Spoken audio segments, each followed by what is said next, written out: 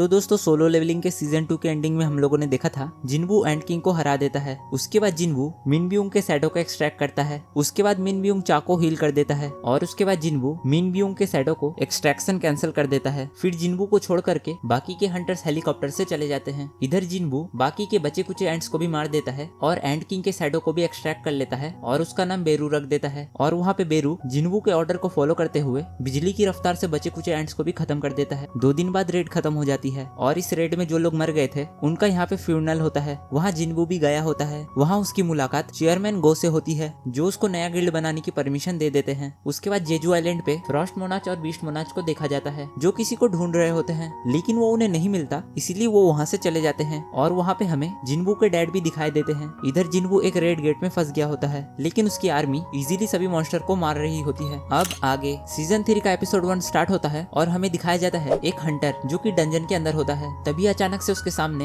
एक मॉन्स्टर आ जाता है और वो कोई और नहीं बल्कि फ्रॉस्ट मोनाच होता है। वो यहाँ पे किसी को ढूंढने आया था, लेकिन यहाँ पे भी उसे कुछ नहीं मिलता। तभी वहाँ पे एक और मोनाच आ जाता है। वो दोनों ईस्ट के एक जगह के बारे में बात कर रहे थे जहाँ पे शैडो मोनाच है, यानी कि वो जिनवू की बात कर रहे थे। तभी दूसरा मोनाच बोलता है ग्रेटेस्ट फ्रेगमेंट ऑफ लाइट भी उसी कंट्री में है। तभी फ्रॉस्ट मोनाच एक स्ट्रॉन्ग प्रेजेंट फील करता है और हमें दिखता है कि वहाँ पे एक और हंटर आ रहा होता है। फ्रॉस्ट मोनाच समझ जाता है कि ये उसी की ही चाल थी हमें यहाँ पे बुलाने के लिए। तभी वो हंटर बोलता है तुम लोग कहीं कोरिया की तो बात नहीं कर रहे। फ्रॉस्ट मोनाच बोलता है अगर हम बात कर भी रहे तो तुझे क्या। इधर वो दूसरा मोनाच एक पोर्टल ओपन करता है और फ्रॉस्ट मोनाच को बोलता है हमारे पास इन सब फालतू चीजों के लिए टाइम नहीं है। तभी फ्रॉस्ट मोनाच कहता है अगर तू हमें रोक सकता है तो रोक ले, और ये कह के वो दोनों वहाँ से जाने लगते हैं। तभी वो हंटर बोलता है मैं तुम्हें इतनी आसानी से नहीं जाने दूंगा, और वो उन दोनों पे अटैक कर देता है। लेकिन तभी फ्रॉस्ट मोनाच एक आइस वॉल बना के उसके अटैक को रोक देता है और तभी हमें पता चलता है ये हंटर कोई और नहीं बल्कि जिनवू के डैड हैं। फिर सीन स्विच होता है और हमें रेड गेट के अंदर का सीन दिखाया जाता है जिसके अंदर जिनवू फंस गया था और अभी उसका सामना डंजन के बॉस से होता है। और अभी वो डंजन का बॉस काफी ज्यादा गुस्से में होता है और वो बोलता है तुमने अब तक बहुत अच्छा फाइट किया, पर अब तुम चारों तरफ से घिर चुके हो। इस जंगल के चारों तरफ मेरी आर्मी पहले से ही छुप के बैठी है। फिर वो अपने आर्मी को आवाज लगाता है बट वहाँ पे बहुत देर तक कोई रिस्पॉन्स नहीं होता। तभी जिनवू स्माइल करता है और वो अपने शैडो आर्मी को बाहर आने के लिए कहता है और हमें दिखाई देता है जिनवू के शैडो सोल्जर्स ने ऑलरेडी उस मॉन्स्टर के पूरी फौज को खत्म कर दिया है और वो लोग उनकी डेड बॉडीज को लेके बाहर आ जाते हैं। ये देख के डंजन का बॉस और भी ज्यादा गुस्सा हो जाता है। फिर वो अपने बचे कुचे मॉन्स्टर को भी अटैक करने को कहता है, लेकिन जिनवू भी यहाँ पे अपने शैडो सोल्जर्स को भेज देता है। जिनवू के शैडो सोल्जर्स बड़े ही आसानी से सभी मॉन्स्टर को मार देते हैं। अब सिर्फ अकेला डंजन का बॉस ही बचता है। वो ये सब देख के गुस्से में आ जाता है और जिनवू की तरफ अटैक करने के लिए आगे बढ़ता है, लेकिन तभी टस्क अपने ग्रेविटी मैजिक का यूज करता है और उसे जमीन में पटक देता है। फिर जिनवू बॉस के पास जाता है और उसे कहता है अगर तुम मेरे सारे सवालों का सही जवाब दो तो शायद तुम्हें कम दर्द होगा। लेकिन वो डंजन का बॉस कुछ बोलने से पहले ही मर जाता है। जिनवू कहता है मैं इससे कुछ भी बुलवा नहीं पाया क्योंकि सिस्टम ने फिर से इंटरफेयर किया। तभी उसे याद आता है उसे डीमन कैसल क्लियर करने के बाद उसे एक की मिली थी जो कि सिर्फ लेवल 100 होने के बाद ही यूज हो सकती थी, लेकिन जिनवू का जेजू आइलैंड में लेवल 100 ऑलरेडी हो चुका था। इसीलिए जैसे ही वो उस की को अपने हाथों में लेता है उस की सारी इन्फॉर्मेशन उसके सामने पॉप अप हो जाती है और उसे पता चलता है ये की असल में डबल डंजन की है जिसमें जिनवू सबसे पहले एपिसोड में गया था। और उस गेट की जो लोकेशन है वो 417 घंटे बाद ऑटोमेटिकली जिनवू को रिवील हो जाएगी। जिनवू अपने आप से कहता है वो कार्टेनन टेम्पल, उस जगह को तो मैं चाह के भी भूल नहीं सकता। अगर मैं कोशिश भी करूं तब भी मैं उस जगह को भूल नहीं सकता। उसके बाद जिनवू को फ्लैशबैक आने लगता है उस डबल डंजन में उसके साथ क्या क्या हुआ था। जिनवू अपने आप से कहता है सिस्टम मुझे दोबारा बुला रहा है फिर से वहीं पर जहाँ से ये सब शुरू हुआ था, लेकिन अब मैं और तब में बहुत कुछ बदल चुका है। लगता है ये सब शुरुआत से ही प्लानिंग की गई थी। उसके बाद हमें अगले सीन में दिखाया जाता है जिन्हो काफी गुस्से में होता है क्योंकि जिनवू के कुछ हेटर्स ऑनलाइन जिनवू के बारे में हेट फैला रहे थे, इसलिए जिन्हो उन सब के ऊपर लीगल एक्शन लेने की धमकी दे रहा होता है। तभी वहाँ पे जिनवू भी आ जाता है। वो एक बैग भर के एसेंस स्टोन्स जिन्हो को देता है और उससे कहता है तुमने बोला था ना कि हमें नया गिल्ड बनाने के लिए बहुत पैसों की जरूरत पड़ेगी, तो इतने में तो हो जाएगा ना। जिन्हो कहता है कि ये तो बहुत सारा है, क्या तुमने कोई हाई रैंक गेट क्लियर किया है? अब तो हमें नए एम्प्लॉयज की सैलरी के बारे में भी नहीं सोचना पड़ेगा। जिन्हो कहता है कि ओ हाँ, मैं तो एम्प्लॉयज के बारे में भूल ही गया था, हमें अपने न्यू गिल्ड के लिए नए एम्प्लॉयज भी ढूंढने पड़ेंगे। जिन्हो कहता है कि हाँ वो तो है, लेकिन उससे पहले क्या आपने हमारे न्यू गिल्ड का नाम सोचा है? फिर ये दोनों गिल्ड के नाम को लेकर काफी डिस्कस करते हैं। तभी जिन्हो बोलता है सोलो प्लेयर गिल्ड कैसा नाम रहेगा। ये बात सुनने के बाद जिन्हो कहता है कि क्या? योजिन अपने मन में सोचते हुए कहता है इन्हें क्या लग रहा है, ये सब कोई मजाक है? मुझे हमेशा से लगता था ये हर चीज में बेहतर है, पर ऐसा नहीं है। हाँ वैसे भी ये भी तो एक इंसान ही है, ये भी हमारी ही तरह सोचते हैं। तभी डोरबेल बजता है। जिन्हो गेट खोलता है और वहाँ पे हंटर चा होती है। ये देख करके जिन्हो शॉक हो जाता है, लेकिन वो जिन्वू से मिलने आई होती है। जिन्वू उससे पूछता है कि तुम यहाँ पे क्यों आई हो? तभी मिस चा बोलती है मुझे तुम्हारा गिल्ड ज्वाइन करना है। जिन्वू उससे पूछता है क्या चेयरमैन गो ने तुम्हें यहाँ पे भेजा है या फिर जोंगिन ने तुम्हें अपनी गिल्ड से निकाल दिया है। चाओ से बोलती है कि ऐसा कुछ भी नहीं है। जिनवू उससे पूछता है तो फिर तुम्हें हमारा सोलो प्लेयर गिल्ड क्यों ज्वाइन करना है। ये सुन के मिस चा शॉक हो जाती है। वो पूछती है क्या तुमने सच में अपने गिल्ड का नाम सोलो प्लेयर गिल्ड रखा है। जिनवू कहता है कि हाँ, मैंने और हमारे वाइस गिल्ड मास्टर ने मिलके ये नाम डिसाइड किया है। तभी जिन्हो कहता है कि वेट, मैंने कब डिसाइड किया और मैंने जो नाम सजेस्ट किया था उसका क्या। जिनवू कहता है कि तुमने तो कुछ कहा ही नहीं, इसीलिए मुझे लगा तुम भी इस नाम से एग्री करते हो। तभी जिनवू नोटिस करता है कि मिस चा की हार्ट बीट बहुत ज्यादा तेज हो रही है, लेकिन वो फिर भी नॉर्मल एक्ट कर रही है। जिनवू को शक होता है कि जरूर मिस चा कुछ छुपा रही है। जिनवू मिस चा को कहता है तुम अभी भी अपने पुराने गिल्ड के साथ कॉन्ट्रैक्ट में हो, तो तुम हमारे गिल्ड में भला कैसे ज्वाइन हो सकती हो। मिस चा जिनवू को बोलती है मैं उनको कॉन्ट्रैक्ट तोड़ने के लिए पेनल्टी पे कर दूंगी। जिनवू और भी ज्यादा डाउट करने लगता है। वो सोचता है ये इतनी बड़ी पेनल्टी पे करने के लिए भी तैयार है, सिर्फ मेरे गिल्ड में आने के लिए। जिनवू उससे कहता है हमारे पास तुम्हारे जैसे एस रैंक हंटर को सैलरी देने के लिए पैसे नहीं है। मिस चा उससे कहती है मुझे सैलरी भी नहीं चाहिए। फिर जिनवू उससे पूछता है तो फिर क्यों ज्वाइन करना चाहती हो हमारा गिल्ड। तभी मिस चा ब्लश करने लगती है। सच तो ये है कि उसे जिनवू से प्यार हो गया था, लेकिन वो अपनी फीलिंग्स कन्फेस नहीं कर पा रही थी, इसीलिए बस वो उसके पास रहना चाहती थी। लेकिन वो तो कुछ बोल ही नहीं पा रही थी, बस शर्माए जा रही थी। जिनवू कहता है कि ठीक है तुम ज्वाइन कर सकती हो, लेकिन उससे पहले तुम्हें एक एंट्रेंस टेस्ट देना पड़ेगा। तभी मिस चा कहती है कि क्या, लेकिन रिक्वायरमेंट पोस्टिंग में तो ऐसा कुछ भी नहीं लिखा था। तभी जिनवू यूजिन की तरफ देखते हुए कहता है ये हमारा एक नया रूल है, लगता है इस चीज को हमारे वाइस गिल्ड मास्टर ऐड करना भूल गए थे। फिर वो यूजिन को कहता है हमारे गेस्ट के लिए कुछ खाने पीने को लेके आओ। यूजिन कहता है कि हाँ हाँ बिल्कुल। जिसके बाद मिस चाहिन जिनवू से पूछती है वैसे किस तरीके का टेस्ट होगा ये। जिनवू अपने मन में कहता है क्या ये इतनी जल्दी मान भी गई, चलो कोई नहीं,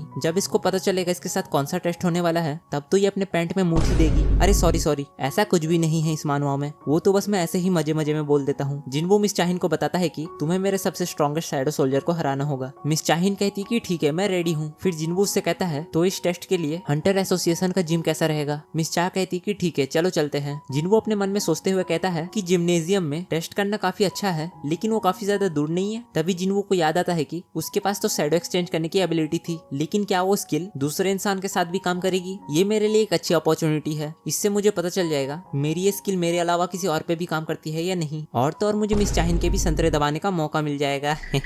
जिनवू मिस चाहिन से कहता है कि रुक जाओ हम ऐसे नहीं जाएंगे। तभी मिस चाहिन कहती है अबे तो फिर कैसे जाएंगे। जिनवू मिस चाहिन को कहता है कि आप मेरे थोड़ा करीब आ जाइए। जिनवू मिस चाहिन को अपनी तरफ खींच के थोड़ा करीब लेके आता है। अबे थोड़ा क्या, ये तो पूरा ही करीब लेके आ गया। तभी मिस चाहिन भी शर्माने लगती है और वो भी अपने मूड में आ जाती है, और फिर जिनवू अपने शैडो एक्सचेंज स्किल का यूज करके वहाँ से टेलीपोर्ट हो जाता है और सीधा पहुँचता है हंटर एसोसिएशन के जिम्नेजियम में। तभी योजिन मिस चाहिन और जिनवू के लिए खाने पीने का सामान लेके आ गया होता है, लेकिन जैसे ही वो रूम में एंटर करता है वो देखता है कि उसके सामने जिनवू का शैडो सोल्जर है, जो देख करके उसकी वहीं पे फट जाती है। और जिनवू का जो शैडो सोल्जर होता है वो यूजिन के हाथ में जो खाना होता है उसको भी खा लेता है, और ये देखकर तो यूजिन की और भी ज्यादा फट जाती है। दूसरी तरफ हमें जिम्नेजियम का सीन दिखाया जाता है जहाँ पे जिनवू मिस चाहिन को लेकर टेलीपोर्ट हो गया था। जिनवू कहता है कि मैं यहाँ पे तुम्हारा टेस्ट लूंगा। मिस चाहिन ये देख के हैरान हो जाती है और वो कहती है अरे हम लोग यहाँ पे इतनी जल्दी कैसे पहुंच गए। जिनवू अपने मन में सोचते हुए कहता है कि मैं जानता था शैडो एक्सचेंज स्किल एक टेलीपोर्ट गेट की तरह काम करता है, मैं इसका इस्तेमाल करके अपने साथ एक दूसरे इंसान को भी ट्रैवल करवा सकता हूँ। लेकिन हाँ, फिर वही बात आ जाती है कि मुझे जहाँ पे टेलीपोर्ट होना है वहाँ पे मेरे शैडो सोल्जर को पहले से ही प्रेजेंट होना होगा, और तो और मुझे 3 घंटे वेट भी तो करना पड़ेगा। चलो फिर मेरे पास अभी 3 घंटे है, चलो फिर मैं यहाँ पे इनका टेस्ट ले लेता हूँ। जिसके बाद जिनवू मिस चाहिन से कहता है कि चलिए शुरू करते हैं। मिस चाहिन तो अभी भी हैरान में होती है कि वो लोग किस तरीके से यहाँ पे इतनी जल्दी पहुंच गए। जिसके बाद मिस चाहिन जिनवू से कहती है मुझे जस्ट अभी याद आया, मैं तो अपना वेपन लेके ही नहीं आई हूँ। जिनवू कहता है ओ तो आपका मतलब उस पिकैक्स से है। ये बात सुनने के बाद मिस चाहिन काफी ज्यादा हैरान हो जाती है। वो कहती है क्या, अरे नहीं वो मेरा वेपन नहीं है। जिनवू कहता है कि अरे यार मैं तो सिर्फ मजाक कर रहा था, आप इतना सीरियस मत होइए। मिस चाहिन कहती है कि चलो ठीक है, सामने एक स्टोरेज रूम है, वहाँ से मैं एक वेपन उठा लेती हूँ। वो जिम हंटर्स के लिए होती है, इसीलिए वहाँ पे काफी सारे वेपन्स अवेलेबल होती है, इसीलिए मिस चाहिन वहाँ से एक स्वॉर्ड उठा लेती है। और मिस चाहिन जिनवू से कहती है कि मैं अब तैयार हूँ। जिनवू कहता है कि एक स्वॉर्ड, मुझे नहीं लगता कि आपको स्वॉर्ड चलाने का मौका भी मिलेगा। मिस चाहिन कहती है कि मुझे कोई फर्क नहीं पड़ता कि मैं कौन सा वेपन यूज करती हूँ। जिनवू कहता है कि इनके अंदर कॉन्फिडेंस तो बहुत ज्यादा है, चलो ठीक है मैं इनके सामने इग्रिस को समन करता हूँ। उसके बाद जिनवू इग्रिस को समन करता है और मिस चाहिन से कहता है ये मेरे पूरे शैडो आर्मी का बेस्ट स्वॉर्ड मैन है। मिस चाहिन जिनवू से पूछती है आखिर हम विनर कैसे डिसाइड करेंगे। जिस पर जिनवू उससे कहता है कि फाइट तब तक चलती रहेगी